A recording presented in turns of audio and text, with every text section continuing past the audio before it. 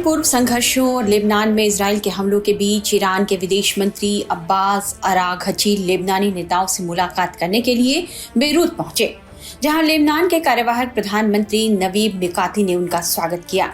ईरानी विदेश मंत्री Abbas Araghchi के साथ रफीक हरीरी अंतर्राष्ट्रीय हवाई अड्डे पर उतरे। लेबनान की कठिन परिस्थितियों में बेरूत में ईरानी विदेश मंत्री की मौजूदगी इस बात का सबसे अच्छा सबूत है कि ईरान लेबनान के साथ खड़ा है और शियाओं का समर्थन करता है। लेबनान की राष्ट्रीय समाचार एजेंसी ने पिछले हफ्ते बेरूत में इजरायली हमले में हिजबुल्लाह प्रमुख नसरुल्लाह के मारे जाने के बाद किसी शीर्ष ईरानी अधिकारी की पहली यात्रा के बारे में जानकारी दी है। वहीं अब्बास अराघची ने भी बेरूत पहुंचने को लेकर सोशल मीडिया प्लेटफॉर्म पर इसकी जानकारी दी। मैं बेरूत में हूं। हमारी सांसद और रेड क्रिसेंट सोसाइटी के सदस्यों के साथ यह स्पष्ट करने के लिए आया हूं कि ईरान हमेशा लेबनान के लोगों के साथ खड़ा रहेगा। हम अन्य क्षेत्रीय सरकारों को भी लेबनान के लिए अपने समर्थन में दृढ़ता प्रदर्शित करने के लिए आमंत्रित करते हैं, खासकर इजरायली शासन के हमले के बीच। मीडिया रिपोर्ट्स के मुताबिक ईरान के विदेश मंत्री अब्बास ने शुक्रवार को बेरूत में कहा कि तेहरान लेबनान में युद्ध विराम के प्रयासों का इस शर्त पर समर्थन करता है कि उसे हिजबुल्लाह का समर्थन प्राप्त होगा और साथ ही गाजा पट्टी में भी युद्ध विराम होगा। वहीं एक अन्य रिपोर्ट में बताया जा रहा है कि इजरायली हमले में 27 सितंबर को मारे गए हिजबुल्लाह चीफ हसन नसरुल्लाह को मौत के 7 दिन बाद सुपुर्द खाक कर दिया गया है। अंतर्राष्ट्रीय न्यूज एजेंसी के मुताबिक इजरायली हमले के डर से नसरुल्लाह को सीक्रेट जगह पर दफनाया गया है। पहले उसकी मौत के शोक में बड़ा जनाजा निकाले जाने की खबरें थी, लेकिन ऐसा नहीं हुआ। वहीं जिस वक्त नसरुल्लाह को दफनाया जा रहा था, ठीक उसी वक्त ईरान के सुप्रीम लीडर अली खामेनेई ने तेहरान की ग्रैंड मस्जिद में हिजबुल्लाह चीफ की याद में नमाज पढ़ी। इसके बाद उन्होंने मस्जिद में मौजूद हजारों लोगों की तादाद के सामने भाषण दिया। खामेनेई ने दुनिया के मुसलमानों को दुश्मन के खिलाफ एकजुट होने की अपील की। साथ ही इजराइल को चेतावनी देते हुए कहा कि जरूरत हुई तो ईरान उस पर फिर हमला करेगा।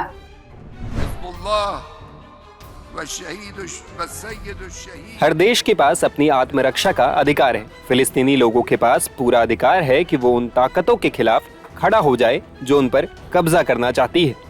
पिछले साल 7 अक्टूबर को इजराइल पर हमास ने जो हमला किया था वो बिल्कुल सही था। हिजबुल्लाह और लेबनान के लोग अपने हक के लिए लड़ रहे हैं। इजराइल को लेबनान से मार भगाया गया था। लेबनान के मुसलमानों ने अपनी इज्जत की हिफाजत की और इजराइल के खिलाफ लड़े। फिलिस्तीन पर दुश्मनों का कब्जा है। फिलिस्तीन को जमीन वापस लेने का हक है। हमास भी फिलिस्तीनी मुस्लिमों के हक के लिए इजराइल के खिलाफ लड़ रहा है। हम किसी भी कीमत पर इजराइल का खात्मा करके रहेंगे। ईरान ने इजराइल को मिसाइल से जवाब दिया है। अगर जरूरत पड़ी तो हम इजराइल पर दोबारा हमला करेंगे।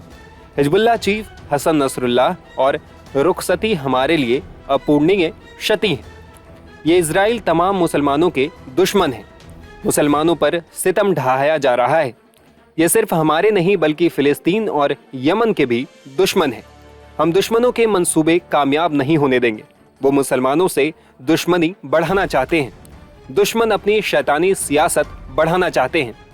मैं अरब के मुसलमानों से कह रहा हूं कि हमारा साथ दो। लेबनान के लिए हम सब कुछ करेंगे। आप लोग अल्लाह के बताए रास्ते से नहीं हटे। विशेषज्ञों से जानिए कि ईरान और इजराइल जिस तरह एक दूसरे के आमने सामने आ गए हैं, उससे मध्य पूर्व में तनाव किस तरह बढ़ रहा है। देखिए, एक काफी बड़ा एस्केलेशन है ये रीजन में। जंग तो काफी टाइम से चल ही रही है। हमने देखा कि इजराइल ने हिजबुल्लाह के चीफ को एलिमिनेट किया और हमास के चीफ को भी तेहरान के अंदर कहते हैं इजराइल ने ही एलिमिनेट किया। तो उस लेवल पे अगर आप देखें तो ईरान का रिस्पॉन्स आना एक्सपेक्टेड था काफी लाइंस पे। लेकिन जो ये अटैक हुआ है बैलिस्टिक मिसाइल्स को लेके, इसको ये भी एक मेजर एस्केलेशन है, क्योंकि पिछली बार जब ये हुआ था अप्रैल में तो इतनी बैलिस्टिक मिसाइल यूज नहीं हुई थी और इस बार कई बैलिस्टिक मिसाइल इजरायली टेरिटरी में भी गिरी हैं। तो मेरे ख्याल से इजराइल का एक कोई ना कोई रिस्पांस आना जायज भी है और तय भी होगा, लेकिन वो किस लेवल पे रिस्पांस होगा वो देखना पड़ेगा। इस पे आईडीएफ के स्पोक्समैन तक इजराइल के प्राइम मिनिस्टर का भी बयान है। उन्होंने कहा कि ईरान ने एक बड़ी गलती की है और इसका खामियाजा उसे भुगतना पड़ेगा। सो वही बात हो गई कि इसमें एस्केलेशन लैडर पे अभी दोनों कंट्रीज हैं, मतलब एक अटैक कर रहा है दूसरे को, दूसरा रिस्पॉन्ड कर रहा है, और ये एक अटैक एंड रिस्पॉन्ड का एक तू मैं का सिलसिला जारी है। तो एक ऐसा पॉइंट आना पड़ेगा जिसमें दोनों देश कहें अच्छा ठीक है हम आधा स्टेप पीछे लेंगे, हम अभी थोड़ा जो काइनेटिक अटैक्स हैं उनको परस्यू नहीं करेंगे। लेकिन जिस तरह से एस्केलेशन हुआ है और जिस तरह से इंटरनेशनल डिप्लोमेसी फेल हुई है इस कॉन्फ्लिक्ट के अराउंड, मेरे को अभी लगता नहीं एटलीस्ट अगले कई 2-3 हफ्तों में कोई ऐसा रिप्रीव मिलेगा कि दोनों देश एक दूसरे के अगेंस्ट ना हो। जी, इस पे यूएस ने भी सबका, यूएस प्रेसिडेंट तक का बयान है, उन्होंने कहा कि टोटली अनएक्सेप्टेबल है। उन्होंने मिलिट्री सपोर्ट की भी बात कही इजराइल को अगर जरूरत पड़ती है। देखिए, मिलिट्री सपोर्ट यूएस का इजराइल के लिए कायम रहेगा। यूएस और इजराइल के जो रिलेशनशिप है वो काफी स्ट्रांग है, और इजराइल रिलाई करता है अमेरिकन सपोर्ट पे, अमेरिकन मिलिट्री सपोर्ट पे, और इजराइल सबसे बड़ा एलाय है अमेरिका का रीजन में।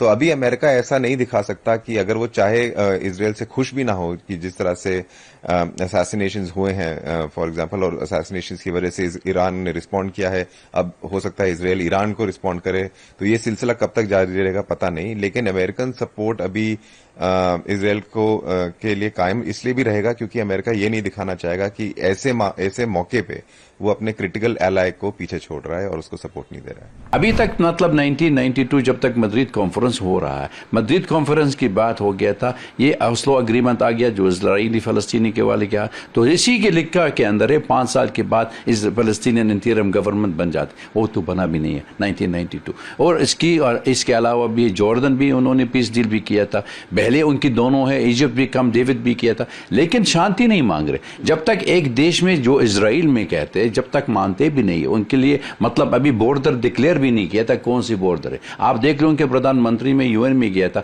अभी कुछ नहीं दिखा, सिर्फ न्यू मिडिल ईस्ट क्या ऑर्डर है क्या बनाने के लिए, इसलिए झगड़ा शुरू हो गया था। इजराइल में पूरा फलस्तीन में खाना खाते, मतलब annihilation of the total of फलस्तीन। लेकिन आप ये भी समझना 7 लाख लोग हैं अभी तक फलस्तीन के अंदर में रहते, तो अभी इजराइल में कहाँ फेंकने के लिए। अभी तक फिलहाल में एक गाजा 1 साल हो गया था, पूरा देश खराब कर दिया, पूरा स्ट्रिप खराब हो गया, काफी लोग मारा था, और ये लोग कहाँ जाएंगे, 25 लाख लोग के कहाँ जाएंगे।